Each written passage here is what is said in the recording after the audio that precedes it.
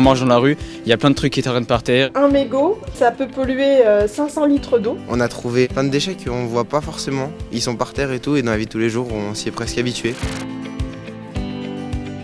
J'ai participé au défi à un moment où justement on se questionnait avec mon mari pour améliorer notre impact dans nos modes de vie et nos modes de consommation. Et effectivement, le fait de le faire sur la durée, ça a complètement permis d'ancrer des nouvelles habitudes. Je l'ai fait en plus à un moment où je m'interrogeais aussi sur mon futur professionnel. Je faisais mon bilan de compétences. Je suis d'abord devenue animatrice de la fresque du climat, après l'avoir suivi justement pour la première fois sur le défi. Et puis 2 ans plus tard, j'ai décidé de me mettre à mon compte. Je suis animatrice, sensibilisatrice et coach pour amener justement les entreprises à se lancer dans des politiques RSE. Moi, je suis adhérente à Ici Triathlon et aussi maman d'adhérents. J'ai 3 enfants qui sont au club. Et puis, depuis cette année, je suis la référente RSO, donc responsabilité sociétale des organisations. C'est la même chose que la RSE, mais pour les associations, les organisations. Et donc, dans ce cadre-là, je réfléchis avec l'équipe dirigeante du club à des actions qu'on pourrait mener pour améliorer l'impact environnemental du club. Lorsque le défi Zéro Carbone 2025 a pointé son nez, j'ai eu envie de monter une équipe avec Ici Triathlon et 6 familles ont répondu présent, donc on est 15 adhérents là justement embarqués sur le défi, tous avec cette volonté de changer nos modes de vie et nos pratiques sportives en particulier. Il y a plein de terrains sur lesquels on peut jouer. Celui de l'impact carbone lié au transport. Et donc là, on joue sur le fait de faciliter le covoiturage pour se rendre aux compétitions, et notamment celles des jeunes. On est à chaque fois très nombreux, parfois 80, à se rendre sur ces lieux dans la grande banlieue parisienne. Et donc on fait en sorte de mutualiser les places dans les voitures.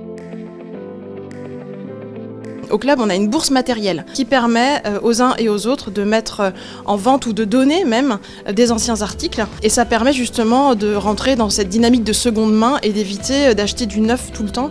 Parce qu'en plus, le matériel coûte cher. Et puis les ressources sont pas infinies. Donc c'est bien de pouvoir réutiliser tout simplement. On est quand même sur un sport de nature, le triathlon. Donc des bike and run par exemple, il nous arrive avec les jeunes de faire du ramassage de déchets en même temps. Donc on appelle ça du plogging. C'est un terme qui est suédois à la base. Ça vient de la conjonction de 2 mots, donc plocka qui veut dire ramasser en suédois et jogging, pour le fait de le running quoi. Une action de plogging, c'est pas juste ramasser les déchets, c'est aussi savoir pourquoi on le fait. Et en général, il y a toujours un petit temps de sensibilisation du pourquoi on y va. Je vais leur faire un petit jeu qui va leur permettre de classer les déchets en fonction de leur durée de décomposition dans la nature. C'est une façon de passer de la prise de conscience à l'action. Ça amène justement à réaliser une action qu'on n'aurait pas forcément fait de manière individuelle. On est emmené par le groupe et puis ça amène des prises de conscience qui derrière vont dans notre vie de tous les jours, à chacun, faire qu'on va agir sans doute différemment.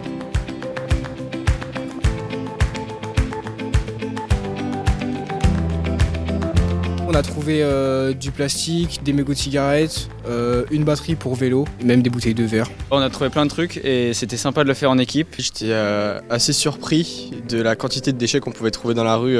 On s'en rend pas compte quand on voit ça par terre. Maintenant, oui, on va plus faire attention quand on voit les déchets. Si chacun faisait un petit geste, on pourrait tellement progresser et la Terre serait bien meilleure. On a été utile certes, mais pas à une grande échelle et il faudrait que beaucoup plus de personnes s'activent pour pouvoir avoir un plus grand impact. Un résultat des courses, on a trouvé 10 kilos environ de déchets en l'espace de 40 minutes peut-être, ce qui est quand même énorme, on n'aurait pas pensé trouver ça alors qu'on était seulement 10 là peut-être. Et puis surtout, bilan des courses, c'est vraiment ma satisfaction personnelle, c'est d'avoir embarqué les jeunes avec nous dans cette opération plogging parce que je savais pas si ça leur plairait et je les ai trouvés hyper enthousiastes, hyper moteurs. Et franchement, c'est ça pour moi le plus gros des succès parce que l'idée c'est qu'on y aille tous. Donc voilà, à partir du moment où eux y vont aussi, on en refera d'autres. Agir pour le climat, ça commence par ici.